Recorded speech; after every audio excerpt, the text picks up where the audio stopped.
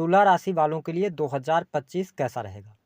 ग्रह गोचरी स्थितियों के आधार पर साल 2025 आपको कौन सी बड़ी खुशखबरी देने वाला है, वही किन चीज़ों को लेकर आपको सावधान रहना है, आज के इस वीडियो में हम विस्तार से जानेंगे।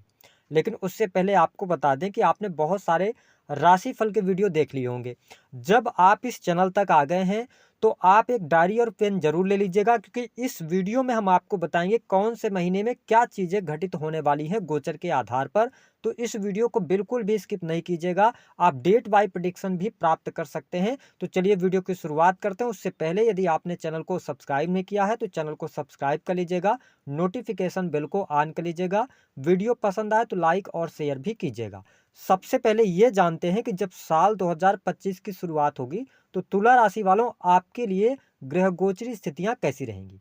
क्योंकि पिछला जो साल गया है, साल 2024, वह आपके लिए बहुत अच्छा नहीं रहा है। आपके जीवन में बहुत सारी चुनौतियों और परेशानियों का सामना करना पड़ा। बहुत सारे तुला लग्न अथवा तुला राशि वालों को हेल्थ के लगातार इशू रहे, तो वही कुछ लोगों के पास में जॉब की बहुत ज़्यादा प्रॉब्लम आ रही थी। लेकिन जब 2025 का वर्ष आ रहा है तो हर व्यक्ति आशा और उम्मीद के साथ 2025 में एंटर करने जा रहा है। तो तुला राशि वालों निस्संदेह यह वर्ष आपके लिए अच्छा जाएगा। लेकिन कैसे जाएगा, आइए इस पर बात करते हैं। देखिए, शनिदेव जो हैं आपकी राशि से पंचम स्थान में शश राजयोग का निर्माण कर रहे हैं 29 मार्च 2025 तक। उसके बाद ये ट्रांजिट करेंगे और आपके छठे स्थान में आ जाएंगे। राहु केतु का राशि परिवर्तन 18 मई 2025 को होगा। राहु वर्तमान में आपके छठे भाव से गोचर कर रहे हैं। 18 मई के बाद आपके पंचम भाव में आ जाएंगे। वही केतु 12वें भाव से निकलकर आपके 11th हाउस में आ जाएंगे। जब हम बात करते हैं देवगुरु बृहस्पति की, तो बृहस्पति इस वर्ष में 3 बार राशि परिवर्तन करेंगे। 14 मई 2025 तक आपके अष्टम भाव में रहेंगे। उसके बाद 14 मई से लेकर और 19 अक्टूबर 2025 तक आपके भाग्य स्थान में जाएंगे। फिर 19-20 अक्टूबर को ये जब ट्रांजिट करेंगे तो कर्क राशि में प्रवेश करेंगे और 4 दिसंबर को वक्री होकर पुनः एक बार मिथुन राशि में आ जाएंगे। तो अब आइए जान लेते हैं कि आपके लिए परिस्थितियां किस प्रकार की बनने जा रही हैं। सबसे पहले स्वास्थ्य की हम बात करते हैं। देखिए, तुला राशि वालों आपके प्रथम स्थान के जो स्वामी बनते हैं वो शुक्र बनते हैं। साल की शुरुआत में शुक्र शनि के साथ में पंचम स्थान में है, कोई दिक्कत वाली बात नहीं है। लेकिन देवगुरु बृहस्पति 14 मई 2025 तक आपके अष्टम भाव से गोचर कर रहे हैं और ये छठे स्थान के भी आपके लिए स्वामी बनते हैं। तो यहाँ पर साल की शुरुआत से लेकर 14 मई तक स्वास्थ्य में छोटी मोटी चुनौतियों का आपको सामना करना पड़ेगा। स्वास्थ्य में क्या कोई बहुत बड़ा मेजर इशू आएगा, कोई ज़्यादा गंभीर समस्या आएगी, ऐसी स्थिति दिखाई नहीं देती। लेकिन जनवरी से लेकर और 2 अप्रैल 2025 तक आपको ब्लड से रिलेटेड इशू, गुस्सा आना, क्रोध आना, इसके साथ यदि आपने खान पान पर नियंत्रण नहीं रखा तो आपको पेट से संबंधित कोई न कोई समस्या परेशान करती रहेगी। लेकिन 14 मई 2025 के बाद का जो टाइम रहेगा 19 अक्टूबर तक का, यह समय आपके लिए बहुत ही अच्छा रहने वाला है। क्योंकि तब तक 29 मार्च के बाद सैटर्न का ट्रांजिट आपके 6 हाउस में हो जाएगा और देवगुरु बृहस्पति आपके नवम स्थान से गोचर करेंगे। तो भाग्य उन्नति भी प्राप्त होगी, हेल्थ भी अच्छी रहेगी, एनर्जेटिक भी आप रहेंगे, नॉलेज भी बढ़ेगी, कॉन्फिडेंस भी आपका अच्छा रहेगा। फिर 20 अक्टूबर 2025 से लेकर 4 दिसंबर का जो टाइम है, यहाँ पर थोड़ा सा आपको ये ध्यान रखना पड़ेगा। वैसे तो हेल्थ वाइज ठीक रहेगा, है ना, स्थितियां आपके लिए बेहतर हैं, लेकिन यहाँ पर जरूरत से ज़्यादा लोगों के ऊपर आप ट्रस्ट कर सकते हैं और आपको धोखा मिलेगा, जिसके कारण आप तनाव या टेंशन ले सकते हैं। तो ये पूरे वर्ष भर की अगर देखा जाए तो गोचर के आधार पर आपका स्वास्थ्य कैसा रहेगा आपको हमने बताया। अब हम बात कर लेते हैं आपके दाम्पत्य जीवन के लिए समय कैसा रहेगा। देखिए, वैवाहिक जीवन की जब हम बात करते हैं तुला राशि वालों, तो शनिदेव 29 मार्च 2025 तक आपके सप्तम भाव को दृष्टि यानी नीच की दृष्टि से देख रहे हैं। 7वें भाव के मालिक होकर मंगल नीचगत अवस्था में रहेंगे 21 जनवरी तक। उसके बाद ये भाग्य स्थान में आ जाएंगे। तो अगर देखा जाए तो साल की शुरुआत 1 तारीख से लेकर 21 जनवरी 2025 तक वैवाहिक जीवन में तनाव, टेंशन ज़्यादा रह सकता है, जीवन साथी के स्वास्थ्य को लेकर परेशानी रह सकती है। लेकिन फरवरी, मार्च और अप्रैल का महीना आपके वैवाहिक जीवन के लिहाज से जनवरी से बेटर हो जाएगा। और जैसे ही सैटर्न का ट्रांजिट होगा 29 मार्च को, तो आपके दाम्पत्य जीवन के लिए समय बेहद ही शानदार रहेगा पूरा वर्ष भर। तो अब ओवरऑल प्रेडिक्शन की अगर हम बात करें तो आपको जनवरी के महीने में सावधानी रखनी है। उसके बाद फरवरी और मार्च का महीना सामान्य जा सकता है, लेकिन अप्रैल से लेकर और आपके लिए फिर दिसंबर तक का जो टाइम रहेगा यह बेहद ही शानदार रहेगा, जिसमें से जुलाई और अगस्त के महीने में थोड़ा बहुत दाम्पत्य जीवन में लड़ाई झगड़े की स्थिति बन सकती है। तो कुल मिलाकर चीजें बेहतर है। अब ध्यान रखिएगा कि यदि आपकी मंगल की दशा चल रही है या ऑलरेडी आप राहु की दशा में हैं या चंद्रमा की दशा में हैं, तो ध्यान रखिएगा कि 1 जनवरी से लेकर और 29 मार्च तक डाइवोर्स जैसी स्थितियां या हो सकता है कि अलगाव हो, कोर्ट कचहरी का मामला हो, तो इस पर थोड़ा ध्यान दीजिएगा, पेशेंस रखिएगा। आगे चल के चीजें ज्यादा बेटर आपके लिए होने जा रही हैं अगर आप खराब ग्रहों की दशा में चल रहे होंगे, तब की मैं बात कर रहा हूं। बात कर लेते हैं आपके लिए तुला राशि वालों किस प्रकार की स्थिति रहेगी संतान की। देखिए 5th हाउस के जो लॉर्ड बनते हैं वो शनि बनते हैं। शनि की स्थिति आपके लिए बहुत बेहतर है। तो देखिए यहाँ पर जो नवविवाहित जोड़े हैं, संतान प्राप्ति का अगर आप सपना देख रहे हैं तो समय आपके लिए अनुकूल है, लेकिन 100 में से अगर कहा जाए तो संतान प्लानिंग, फैमिली प्लानिंग के लिए आपको 100 में से केवल 50% से ही रिजल्ट्स मिलेंगे। कब तक? 14 मई 2025 तक। भले ही शनिदेव पंचम स्थान से गोचर कर रहे हो, लेकिन उसके बाद जैसे ही 14 मई को देवगुरु बृहस्पति ट्रांजिट करेंगे और आपके 5th स्थान को देखेंगे, तो आप ध्यान रख लें कि 14 मई से लेकर 19 अक्टूबर तक संतान का सुख मिलना, संतान प्राप्त होना, संतान की तरक्की, संतान के शादी विवाह को लेकर कोई चिंता चल रही थी तो तमाम चिंताएं दूर होंगी। यानी साल की शुरुआत थोड़ा अच्छी है, कोई बहुत ज्यादा निगेटिव नहीं है, सैटर्न गोचर कर रहे हैं, बट मई से लेकर और अक्टूबर तक का टाइम फ्रेम ज्यादा बेटर रहेगा संतान के करियर, संतान की पढ़ाई लिखाई, संतान प्राप्ति के लिए। तो यह साल आपको संतान का सुख अवश्य देने जा रहा है। संतान को लेकर कोई बहुत बड़ी समस्याएं नहीं आएंगी। बात कर लेते हैं आपके लिए प्रेम संबंध की स्थिति क्या रहने वाली है।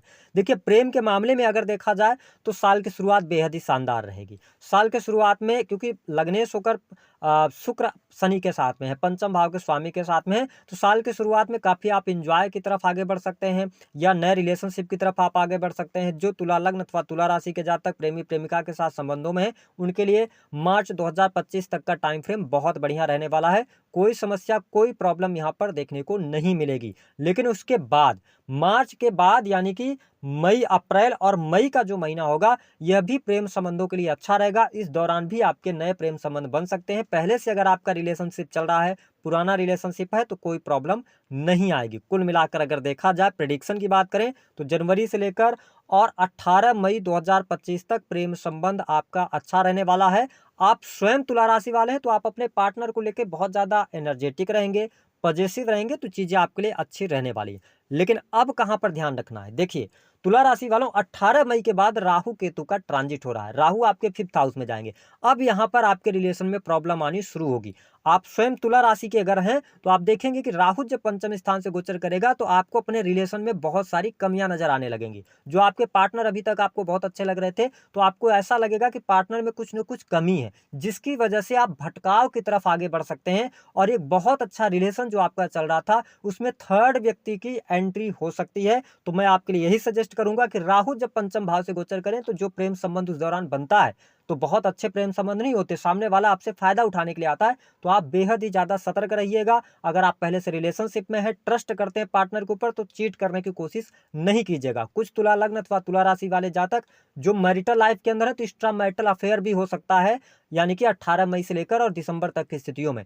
साथ ही अगर आप एज है आपकी, आप एक्स्ट्रा मैरिटल अफेयर की तरफ जाते हैं तो कहीं ना कहीं से कोई ना कोई लांछन भी आपके ऊपर लग सकता है। इसको लेकर आप सावधान रहिएगा। मेरा काम है बताना, डराने का नहीं। तो आप थोड़ा सा कोशिश कीजिएगा कि भ्रमित नहीं होइएगा। वही जब हम स्टूडेंट विद्यार्थियों की बात करते हैं तो पंचम स्थान के मालिक जो है सैटर्न है, पंचम स्थान से गोचर कर रहे हैं। जनवरी से लेकर मार्च तक का टाइम फ्रेम बढ़िया है, पढ़ाई लिखाई के लिए अच्छा है, लेकिन इस टाइम फ्रेम के दौरान थोड़ा बहुत आप आलस्य कर सकते हैं, ठीक है। लेकिन उसके बाद जब सैटर्न का ट्रांजिट हो जाएगा और देवगुरु बृहस्पति 14 मई के बाद आपके भाग्य स्थान में जाएंगे तो ये समय आपके लिए अच्छा रहेगा। और राहु का भी ट्रांजिट आपके 5th हाउस में हो चुका होगा। तो ऐसी स्थिति में technical field, IT sector, medical line, ठीक है, इसके अतिरिक्त अगर देखा जाए तो हायर एजुकेशन, रिसर्च, ऑकल्ट, इन सभी चीजों के लिए आपके एजुकेशन के लिए अच्छा समय रहेगा। जो स्टूडेंट हैं, विद्यार्थी हैं, जो कम्पिटेटिव एग्जाम देना चाहते हैं, जनवरी से लेकर और दिसंबर 2025 ये पूरा वर्ष आपके लिए कम्पिटेटिव एग्जाम के लिए अच्छा है ना। जनवरी, फरवरी, मार्च भी अच्छा है। राहु 6 साल से गोचर कर रहे हैं तो कम्पीट करने की भावना आपके अंदर रहेगी। आप क्रैक कर सकते हैं कंपटीशन। लेकिन अगर मेरे से आप पूछेंगे कि ज़्यादा बेटर टाइम कौन सा है, तो जैसे ही सैटर्न 6 हाउस में आएंगे तो आप कम्पीट कर सकते हैं और जुपिटर 9th हाउस में जाएंगे, यानी मई से लेकर और अक्टूबर तक का टाइम फ्रेम कम्पिटेटिव एग्जाम में आपको सफलता दिला सकता है। आप अगर तैयारी कर रहे हैं, प्रिपरेशन कर रहे हैं, तो आप जरूर करें, आपको लाभ मिलेगा। बात कर लेते हैं आपके लिए नौकरी की स्थिति क्या रहेगी। देखिए तुला राशि वालों, नौकरी के लिहाज से अगर देखा जाए तो जनवरी से लेकर मई तक 2025 तक थोड़ी सी प्रॉब्लम आपको रहेगी, क्योंकि अगर आप प्राइवेट सेक्टर में वर्क कर रहे हैं तो आपका मन नहीं लगेगा प्राइवेट सेक्टर के अंदर, ऐसी स्थिति बन सकती है। इसके साथ ही अगर देखा जाए तो प्राइवेट सेक्टर के अंदर जिस भी कार्य को आप कर रहे हैं ना, तो उसमें आपको संतुष्टि नहीं मिलेगी। आपको ऐसा महसूस होगा, क्योंकि राहु 6 हाउस से है ना, तो आपको महसूस होगा कि आप जितनी मेहनत कर रहे हैं, जितनी आपके अंदर एबिलिटी है, उतना आपको लाभ नहीं मिल पा रहा। लेकिन आपसे निवेदन है कि आप चेंज वगैरह मत कीजिएगा। जनवरी से लेकर मई तक चीज़ें आपके लिए अनुकूल बहुत नहीं है। नौकरी सेक्टर में, प्राइवेट सेक्टर के अंदर भी जॉब कर रहे हैं, जितना मिल रहा है उस पर आप काम करते रहिएगा। अगर थर्ड पर्सन की बातों में आए, किसी व्यक्ति की बात को सुनकर अगर आपने डिसीजन लिया तो आपकी नौकरी भी जा सकती है। लेकिन मई के बाद से लेकर और दिसंबर 2025 यह साल का जो मिड है आपको उन्नति दिलाने वाला होगा। आपकी नौकरी में प्रमोशन मिलेगी, ठीक है। साथ ही कार्यस्थल पर दबदबा रहेगा, जो आपके शत्रु रहेंगे वो समाप्त होंगे, ठीक है। साथ ही आपके जीवन में अगर कर्जा बहुत ज़्यादा है तो मई से आपके लिए चीज़ें बेहतर होती नजर आ रही हैं, चीज़ें आपके लिए अनुकूल हो जाएंगी। जो लोग अपना बिजनेस व्यापार कर रहे हैं, तुला लग्न या तुला राशि वाले हैं, क्योंकि पिछले साल में आपके बिजनेस व्यापार में बहुत ज़्यादा कमी आपको देखने को मिली, या बिजनेस चलते चलते बंद हो गया, पार्टनरशिप आपकी टूट गई, ऐसी स्थिति का जो सामना आप कर रहे थे, या आपने 2025 में कुछ प्लानिंग कर रखी है, आप नए बिजनेस की शुरुआत करना चाहते हैं, कुछ नया करना चाहते हैं, तो आपके लिए सजेशन यही है कि जनवरी, फरवरी और मार्च के महीने में कोई नया चीज़ आप ना करें। जिस तरीके से आप आगे बढ़ते आ रहे थे उसी तरीके से आगे बढ़ते चले। अप्रैल का महीना आपके लिए पर्याप्त रहेगा प्लानिंग करने के लिए, पुनः अपने जीवन में आगे बढ़ने के लिए कैसे रोड मैप आपको तैयार करना है, अप्रैल के महीने में आप तैयारी कर लीजिए। अप्रैल के बाद से बहुत अच्छा टाइम आपके लिए शुरू हो जाएगा। बिजनेस व्यापार में तरक्की मिलने लग जाएगी, बंद पड़ा हुआ बिजनेस चलने लगेगा, जो नुकसान हुआ है उसकी भरपाई धीरे धीरे करना शुरू कर देंगे, क्योंकि सैटर्न आपके 7th हाउस से अपनी दृष्टि को हटा लेंगे, क्योंकि 6 हाउस में जाएंगे तो आपके अष्टम भाव को देखेंगे, और अष्टम भाव जो कि चुनौतियों का होता है, संघर्ष का होता है। तो जब सैटर्न अष्टम भाव को देखेंगे तो आपकी बहुत सारे संघर्ष, बहुत सारी चुनौतियों को ये समाप्त करने का कार्य करेंगे। तो आपके लिए अप्रैल से लेकर दिसंबर 2025 का टाइम फ्रेम बिजनेस व्यापार के लिए अच्छा है। अगर आपके अंदर निराशा आई हुई है तो थोड़ा आप वेट कर लीजिए, चीज़ें आपके लिए बेहतर होने वाली हैं। इसके साथ में अगर देखा जाए तो गवर्नमेंट सेक्टर से जुड़े जातियों के लिए अच्छा समय है, सरकारी क्षेत्र से आपको लाभ मिलेगा। प्रमोशन वगैरह की चाह रखते हैं तो जनवरी और फरवरी का महीना आपके लिए अच्छा है। जो लोग सेना, पुलिस, आर्मी, मेडिकल लाइन से जुड़े हुए हैं तो जनवरी का महीना स्पेशली बहुत अच्छा है। उसके बाद अगर अन्य सेक्टर्स में आप काम कर रहे हैं, सरकारी क्षेत्र के अंदर हैं, तो आपके लिए अप्रैल 2025 तक भी प्रमोशन मिलने के योग दिखाई देते हैं, और उसके बाद फिर जून 2025 से लेकर और सितंबर 2025 के मध्य में प्रमोशन मिलने के योग दिखाई देते हैं। चीज़ें आपके लिए बढ़िया रहेंगी। वही जब हम धन की बात करते हैं, धन लाभ के लिहाज से चीज़ें की बात करते हैं, तो जनवरी का महीना धन लाभ आपको दिलाएगा, लेकिन फरवरी के महीने में खर्चे आपके बढ़ जाएंगे। खर्च की अधिकता के कारण आप परेशान हो सकते हैं, लेकिन खर्चे भी सही जगह पर होंगे। मार्च का महीना धन वाइज आपके लिए अच्छा रहेगा, अप्रैल का महीना बहुत अच्छा रहेगा। उसके बाद मई से लेकर और दिसंबर तक भाग्य के द्वारा धन की प्राप्ति आपको होती रहेगी। बैंक बैलेंस आपका इस वर्ष में 100% बढ़ने वाला है। अगर आप ओल्ड एज की प्लानिंग करना चाहते हैं, या आप यंग एज में हैं, तुला लग्न या तुला राशि के हैं, तो आपके लिए फिक्स डिपॉजिट करना बहुत अच्छा रहेगा। अगर आप प्रॉपर्टी, भूमि, भवन, वाहन से संबंधित कार्य करना चाहते हैं तो आपके लिए टाइम नोट कर लीजिए। जनवरी से लेकर और 14 मई 2025 तक का टाइम फ्रेम अच्छा है, आप भूमि, भवन, वाहन से संबंधित कार्य कर सकते हैं। उसके बाद अगर देखा जाए तो फिर देवगुरु बृहस्पति 9th हाउस में जाएंगे, तो वो आपके sales, media, marketing, creative field के लिए अच्छा रहेगा। लेकिन फिर 20 अक्टूबर से लेकर 4 दिसंबर ये टाइम फ्रेम आपको कहीं ना कहीं से अच्छा जाएगा, भूमि, भवन, वाहन के लिए, पारिवारिक सुख संपन्नता के लिए, सुख समृद्धि में वृद्धि के लिए। तो ये डेट आप नोट करके चलें, आपके लिए ज़्यादा बेहतर रहेगा। इस टाइम फ्रेम के दौरान अगर आप प्रयास करेंगे तो आपको सफलता भी प्राप्त हो जाएगी। वही जब हम पारिवारिक जीवन की बात करते हैं तो साल की शुरुआत अच्छी रहेगी, परिवार के लोगों का सहयोग और समर्थन मिलेगा। हालांकि अप्रैल तक मंगल की दृष्टि आपके 2 अप्रैल तक उच्च राशि को देख रहे हैं, तो यह समय आपके परिवारजनों के लिए भी अच्छा है। परिवार में कोई गुड न्यूज मिलना, परिवार में कोई शुभ अथवा मांगलिक कार्यक्रम होना, ये चीजें बेहतर रहेंगी। लेकिन इस वर्ष में अपनी माता जी के साथ में संबंधों को बेहतर करने का आपको प्रयास अवश्य करना चाहिए। जो लोग विदेश जाने के लिए लालायित हैं, जो लोग विदेश जाना चाहते हैं, उनके लिए जो टाइम फ्रेम आएगा 10 जनवरी से लेकर आपके लिए बहुत अच्छा समय है। आप मई 2025 तक विदेश यात्रा कर सकते हैं, लंबी दूरी की यात्रा होगी। और उसके बावजूद भी जैसे ही गुरुदेव बृहस्पति आपके 9th हाउस में जाएंगे 14 मई से लेकर और 19 अक्टूबर तक, यानी थर्ड के भी लॉर्ड ये बनते हैं, 9th में जाएंगे तो आपको यात्राएं ये जरूर करवाएंगे। विदेश जाकर सेटल होना चाहते हैं तो साल की शुरुआत आपके लिए बेटर है, आपको लाभ मिलेगा। परिवारजनों का सहयोग, परिवार में वृद्धि के संकेत दिखाई देते हैं। घर परिवार के लिहाज से यह वर्ष अच्छा रहेगा। कुछ घर में नई चीजें, खुशहाली, कुछ न कुछ नया होने जा रहा है। घर में सुख संपत्ति, चल अचल संपत्ति भी बढ़ेगी, ऐसी स्थिति देखने को मिलेगी। वही यदि हम बात करें जो लोग कला के क्षेत्र से जुड़े हैं, आर्ट पेंटिंग का काम करते हैं, क्रिएटिव फील्ड से जुड़े हुए हैं, उनके लिए मई 2025 से लेकर और अक्टूबर 2025 का टाइम फ्रेम अच्छा रहेगा। जो लोग अपना ब्यूटी सैलून अथवा कपड़े का बिजनेस करते हैं, इसके अतिरिक्त अगर देखा जाए तो कॉस्मेटिक से जुड़े फूलों का व्यापार करते हैं, होटल रेस्टोरेंट वगैरह चला रहे हैं, उनके लिए यह वर्ष अच्छा जाने वाला है, लाभ मिलेगा। लेकिन जब हम बात करते हैं थोड़ा सा इस वर्ष में आप सोशल सर्कल से बाहर जा सकते हैं। मई के बाद स्पेशली अपने आप को आप सेल्फ सेंटर्ड कर सकते हैं, है ना, आइसोलेट हो सकते हैं, स्वयं को अपने आप पे काम करने की कोशिश आप करेंगे तो ये साल अच्छा रहेगा, कोई बहुत ज़्यादा दिक्कत नहीं दिखाई दे रही है। अब अगर हम बात कर लें कि इस वर्ष में जो मुख्य बातें हैं, देखिए यह वर्ष आपके लिए धन प्रदायक रहेगा, नौकरी अच्छी रहने वाली है, ठीक है, आप धार्मिक भी रहेंगे, 14 मई से लेकर 20 अक्टूबर तक धार्मिक यात्रा आप करेंगे, ठीक है, किस्मत आपको चांसेस भी देने वाली है, नौकरी में लाभ होगा, अचानक कुछ सडन बदलाव आपके जीवन में देखने को मिलेंगे, ठीक है, नए नए प्रपोजल्स मिल सकते हैं। मैंने प्रेम संबंधों की बात करी थी तो इन सभी पर ध्यान दीजिएगा। उपाय क्या करना है, देखिए आपको उपाय ये रहेगा कि शुक्रवार के दिन का चुनाव करें।